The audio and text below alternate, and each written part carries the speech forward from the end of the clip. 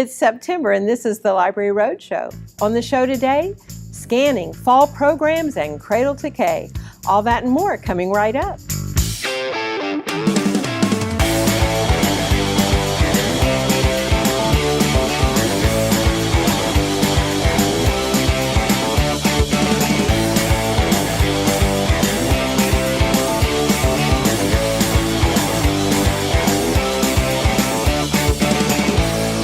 Welcome to the September edition of the Library Roadshow.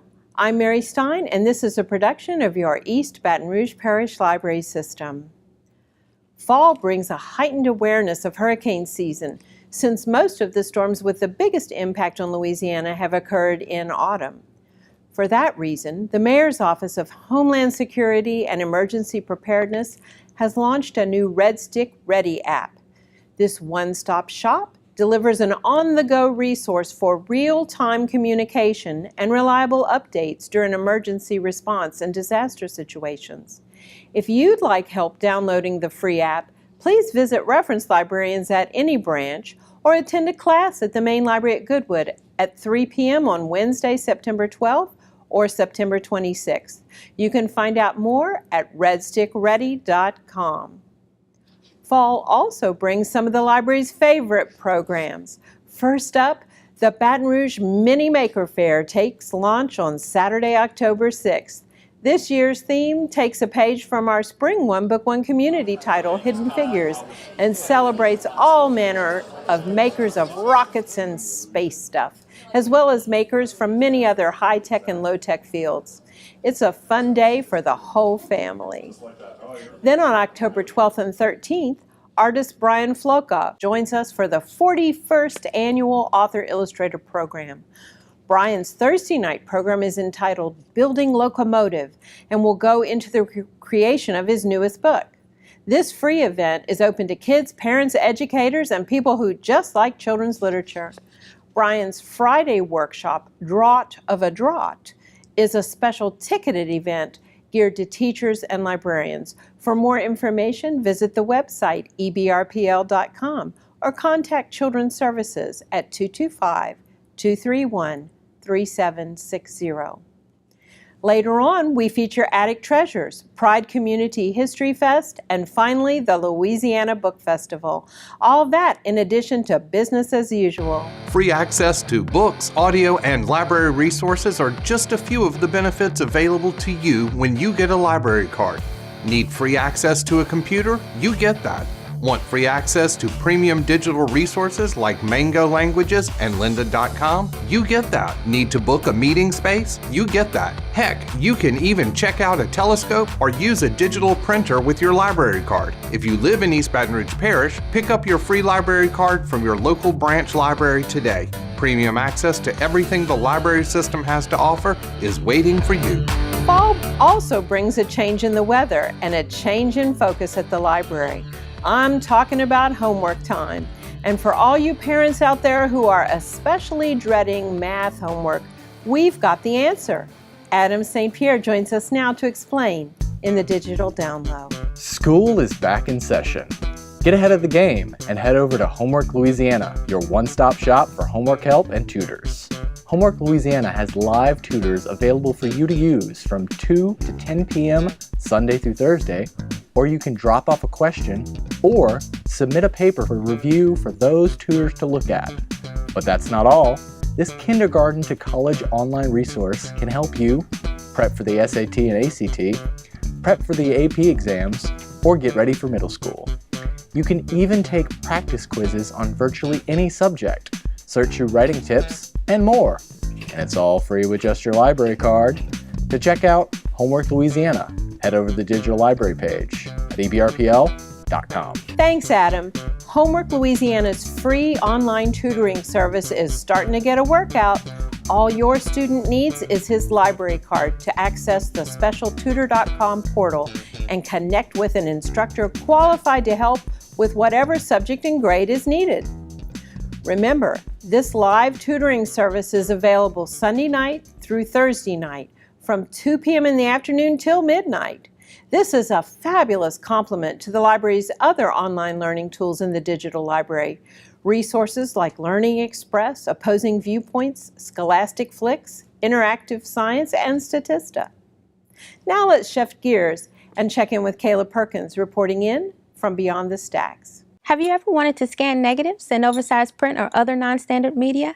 Have you looked at the price of high-end scanners? If you're a library card holder, you don't have to. They say a picture's worth 1,000 words, and family documents and photos are even more valuable. The library's Special Collections Department offers free professional-grade scanning to help you digitize your memories. We're at the main library at Goodwood for Scan Day. Let's check it out. Essentially, patrons can come in, they can bring any type of memory that they have. If they have a photograph, if they have negatives, if they have color slides, a big piece of art, they can bring that in and we allow them use of our scanners. This is a free service available at the Baton Rouge Room Archive inside the main library at Goodwood. Library staff even provide one-on-one assistance to help you use the equipment.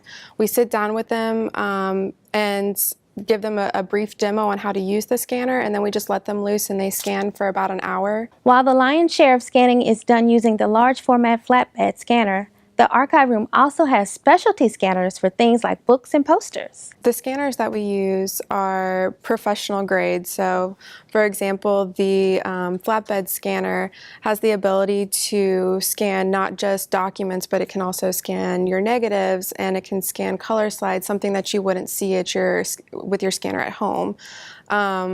You can also control DPI, which is the resolution of the image. You can control the color and the light. And with the other scanners, the book scanner in particular, it scans overhead rather than from the bottom, which reduces the amount of damage that you can do to a book, both physically and from light damage as well, because the light is a little further away from the book. And then with the map scanner, it has the capability of scanning really large items, which most people aren't going to buy a large scanner like that and then store it in their home just on the off chance that they might need to scan something really big. I have the software opened up on the computer. To begin, we're always going to open the lid, place our item onto the screen here, close the lid, and you can really place the image anywhere on the scan bed. Mm-hmm. From here, we're going to adjust some of these components to make sure that we're getting the best image possible. So for example, we're setting this to photo.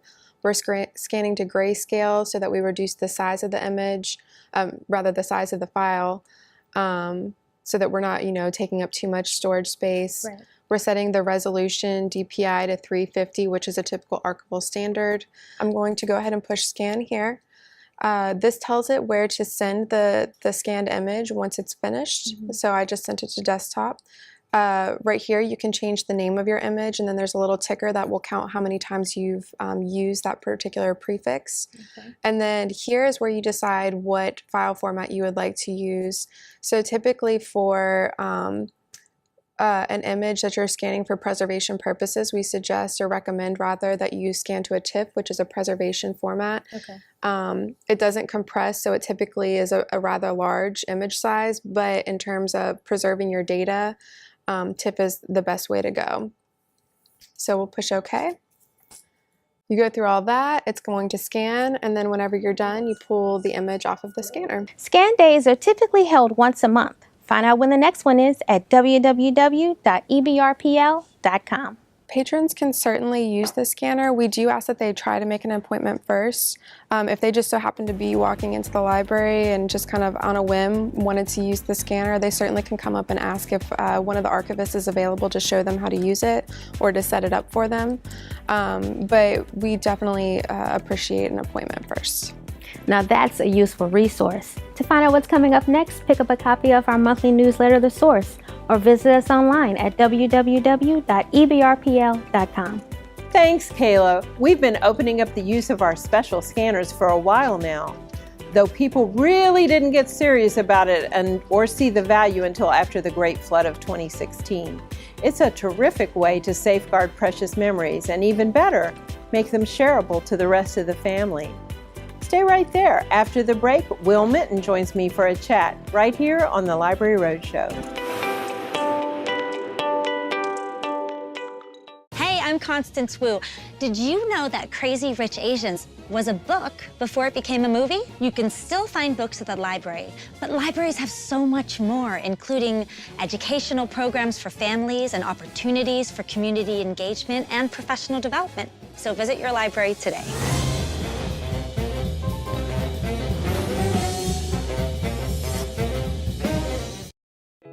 As an American, it's hard to hear that we have a serious hunger issue in our country.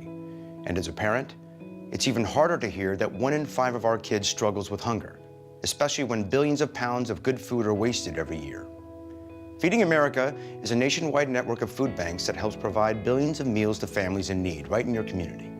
Visit feedingamerica.org to support Feeding America and your local food bank. Together we can solve hunger. Together, we're Feeding America. You're watching the September edition of the Library Roadshow. Everything you need to know about your local library system. Now, just a few short months ago, I spoke with Will Minton about the mayor's new Cradle to K initiative.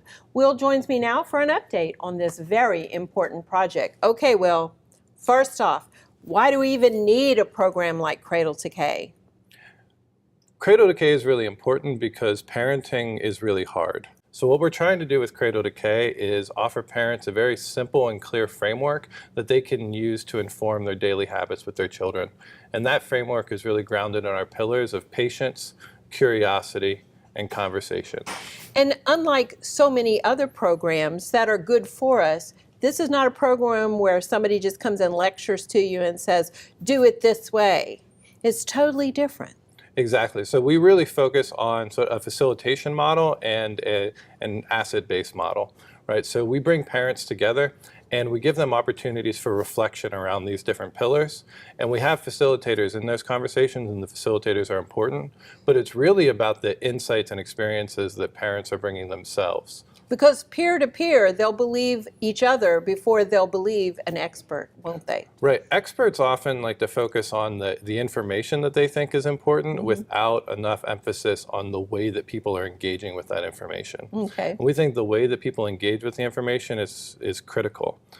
Information by itself doesn't tend to change behavior no matter who you are. There are all sorts of things I know that I should be doing that I'm not doing. But with that peer group, in a way, it's kind of like exercise. If you're exercising with a peer group, they're crackling along and that whole cohort kind of moves forward a little bit. So what are we trying to do? We're not trying to exercise our bodies. Instead, we're trying to get parents to spend time with their children, to read to their children even before they're born, and to engage using those 3 pillars. I especially love that you have patience in there.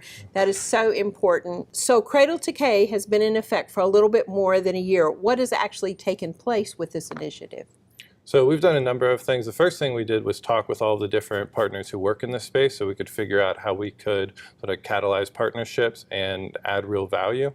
After we did that, we created some original programming. So we set up these family engagement corners at WIC clinics, which is a partnership with the library, the Department of Health, as well as Southern Service Learning Program. We had about 200 parents come out to at least one of the events, and close to 100 parents come out to multiple events. That's great. And this is where we really did the facilitation model that we were talking about before, where we have parents sitting in circles and just sharing the stresses and joys of parenting. You know, our survey data was incredible from it. Parents really appreciated that opportunity.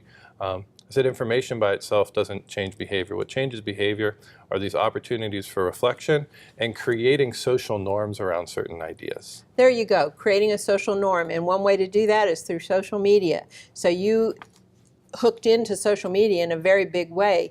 It's all about Facebook and communicating online. And again, building that cohort, building that network of people all encouraging each other and giving each other support. That's really been wonderful to see. And Will, it's our people. It's East Baton Rouge families. It's our norms. It's not just something that's happening over in Chicago or Washington, D.C. So I think our parents really appreciate that. Right. And with social media, first, I encourage everybody to go check out Cradle to K Baton Rouge. Okay. Facebook is where we're most active. All right. And with our social media strategy, we really are trying to elevate local voices and create this peer-to-peer dialogue. So we've done a series of videos, I think over 20 videos at this point, with different parents in the community where they're talking about these pillars of patience, curiosity, and conversation, what it looks like in their own lives. And then we're able to promote it, and then they promote it within their own social networks, and we get this sort of organic reach about these ideas. I love that. So what's in store for the future? Well, right now we're looking to expand beyond our direct programming. We're really proud of the results that we had through our actions in these partnerships with Parent Club and the WIC Family Engagement Corners, and we're going to continue to do that. But right now we're trying to get the message about our pillars to come through all of our other partners as well.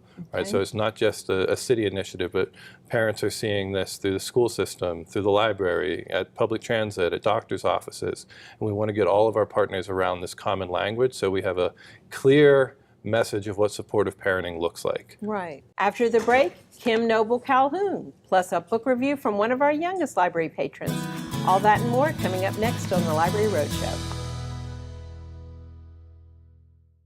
Do you wonder how your family landed here? Do you really know your family roots? Discover more about your family history at the East Baton Rouge Parish Library Genealogy Department. East Baton Rouge Parish Library. Become a member and discover more.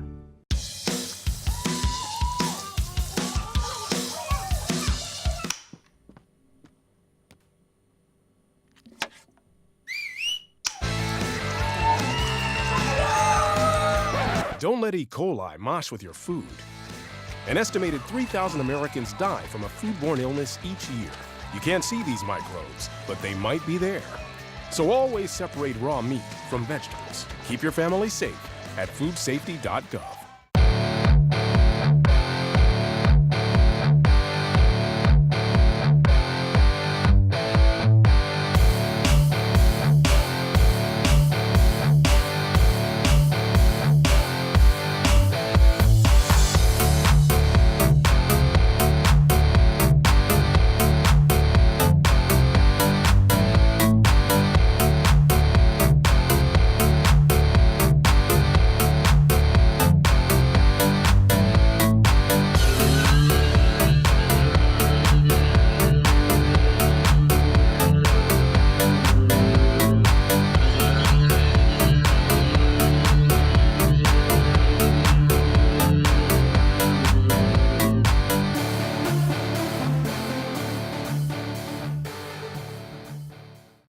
Welcome back to the September edition of the Library Roadshow. Kim Noble Calhoun is a writer, spoken word poet, photographer, educator, and overall creative. Kim is also the author of the book, It's Not Performance, It's Purpose. Kim joins me now to discuss her work by phone. Kim, how did you get started as an author? Well, I've always been curious as a child about words, language, meaning, and understanding people. I've always loved books. I can literally sit for hours reading, and I was catapulted into writing after my father died when I was 5 years old. It was a therapeutic way for me to grieve and understand his death in a different way. What's your latest book about? Well, my latest book is titled, It's Not Performance, It's Purpose, The Blessing and Burden of Becoming a Creative Worshiper. So this book discusses the journey of creativity from a biblical perspective and how we can use it or use our creativity to the glory of God. Creativity, I believe, is such a universal language. It's so beautiful, and it's really important to understand why God gave us this gift. What inspired you to write this book?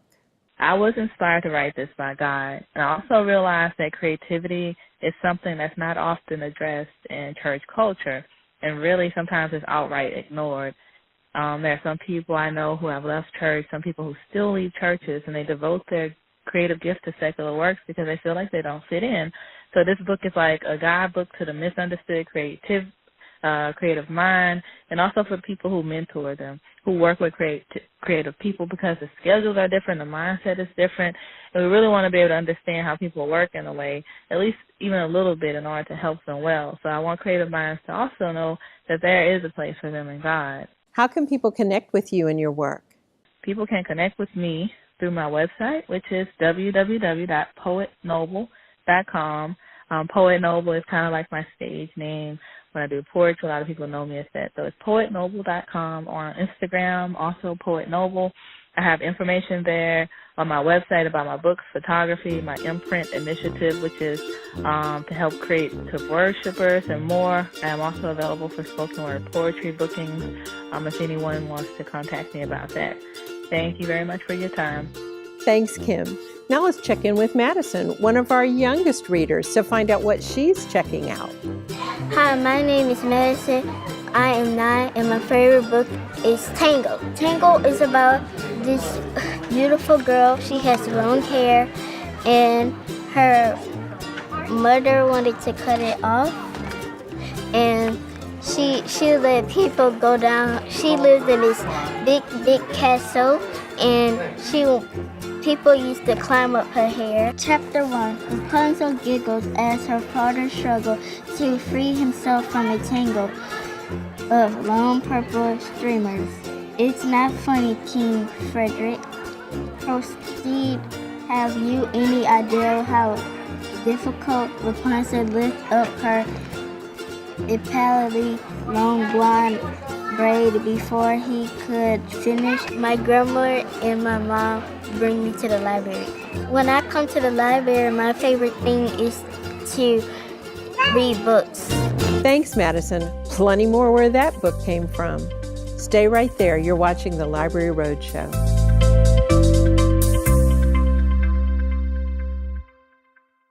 Do you wonder how your family landed here? Do you really know your family roots? Discover more about your family history at the East Baton Rouge Parish Library Genealogy Department. East Baton Rouge Parish Library. Become a member and discover more.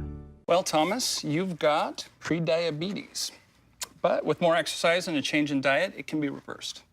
I've tried exercising. It just makes me hungry for bacon. I love bacon, too. And who really likes to exercise? Not me. Me neither. Nobody. So we're good? What? Oh, you still have prediabetes. Big time. Hello, my name is Emily Ward, and I'm the Digital Archivist for the East Baton Rouge Parish Library. We are located in the Special Collections Department on the second floor of the main library at Goodwood, where Baton Rouge history comes alive.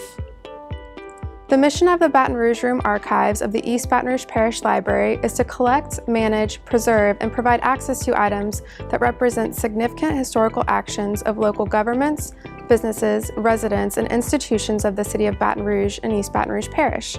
These items include, but are not limited to, photographs, manuscripts, documents, periodical publications, audio tapes, and memorabilia. Most of the time, materials in our collections are housed in archival storage containers in our closed stack storage area. This area is restricted by security card access and equipped with a top-notch fire suppression system, as well as a backup generator in case of power loss. All of this can seem intimidating, and it does make it a little more difficult for patrons to access our historical materials. So the staff in Special Collections organizes a monthly display that highlights materials from our collections that are generally hidden from public view. Each month we select a different theme, such as Black History Month, Mardi Gras, or specific historical events like the Battle of Baton Rouge, to highlight in our display area and choose items that reflect how our community participated in that event. This month we are celebrating Baton Rouge Goes Back to School. As you look through our display cases, you will see a wide variety of materials from different collections in our care. For example, in this case, you will find items from our yearbook collection, our vertical files, our postcard collection, and our collection of Baton Rouge memorabilia. In other cases, you will find items from the Advocate Historical Archive, selections from our historical municipal documents, and even materials from our personal collection of one of our staff members. Here in Special Collections Department, we like to say that it's all of the little pictures that make up the big picture of history. Come to the Special Collections Department located on the second floor of the main library at Goodwood and enjoy all the little pictures that make up our back to school display. You're watching the September edition of the Library Roadshow, a production of your East Baton Rouge Parish Library System. Did you know that there was so much interesting information about our community all under one roof? Come on down and view the old photographs, get help looking up your own family tree, or dip into the history of our great capital city. It's all available at the main library on Goodwood, and it's all free with your East Baton Rouge Parish Library card. The dog days of summer are coming to an end as school is beginning for students of all ages around the parish. To get your pages turning this month, I have a sci-fi treat. Annihilation is a 2014 novel by Jeff Vandermeer. It is the first in a series of 3 books called the Southern Reach Trilogy. The book describes a team of 4 women, a biologist, an anthropologist, a psychologist, and a surveyor who set out into an area known as Area X. The area is abandoned and cut off from the rest of civilization. They are the 12th expedition, and on their belts are black boxes that will glow red when they are told, should there be any danger. They are not allowed to carry any current technology with them, with the exception of a camera. None of the team is ever identified by name. The story is told through the biologist's field journal, and it is revealed that her husband was part of the previous expedition into the same area. The narrator's husband returned unexpectedly from the expedition, showing up in their kitchen without any recollection of how he got there. The rest of his expedition shows up similarly. A few months later, he dies of cancer along with others in the 11th expedition. The other expeditions have been fraught with disappearances, suicides, aggressive cancers, and mental trauma. The biologist's husband had been part of the previous expedition, which had taken place 2 years previously. The psychologist is the group's appointed leader. They are told that they will not be allowed to communicate with the outside world at all while inside Area X. If something should happen, they are told they should go to the lighthouse indicated on their maps or meet at the edge of the borderlands and await extraction. They are all told that because of the hallucinations that other expeditions have reported, and that they will all undergo hypnosis, which will allow them to move through the borderlands without incident. The book has been adapted into film and stars Natalie Portman, Jennifer Jason Leigh, Gina Rodriguez, and Tessa Thompson. You can find it in a library near you, and that's how the page turns. I've been reading books from the Great American Read List and voting every day for my favorites. This is one election where we're all encouraged to vote early and often. LPB will begin televising the national PBS series on Tuesdays, starting September 11th at 7 p.m. We've set the watch party for Tuesday, October 23rd from 6 to 8 here at the Main Library at Goodwood. LPB is encouraging us to all come dressed as our favorite character, and that's going to be very hard to narrow down for some of us. And now for today's contest. Visit the library's Facebook page at facebook.com/EBRPL. Keep sharing those shelfies of you and your favorite book from the list of candidates for the Great American Read. There's bound to be at least one on the list that strikes your fancy. That's facebook.com/EBRPL. And while you're there, enjoy. We are not your grandfather's library anymore. What's coming up on the October edition of the Library Roadshow? I'll be zeroing in on the library's 41st Annual Author Illustrator Series featuring artist Brian Floka. Tune in next month and I'll take you to the Harry Potter Extravaganza. And coming up next month, I'll share another digital resource with you. And I'll be getting ready for the Baton Rouge Mini Maker Fair. Thanks so much for joining us on the Library Roadshow. And remember, your East Baton Rouge Parish Library is open 7 days a week at each and every one of 14 branches, plus 24/7 on the web. Check us out at ebrpl.com.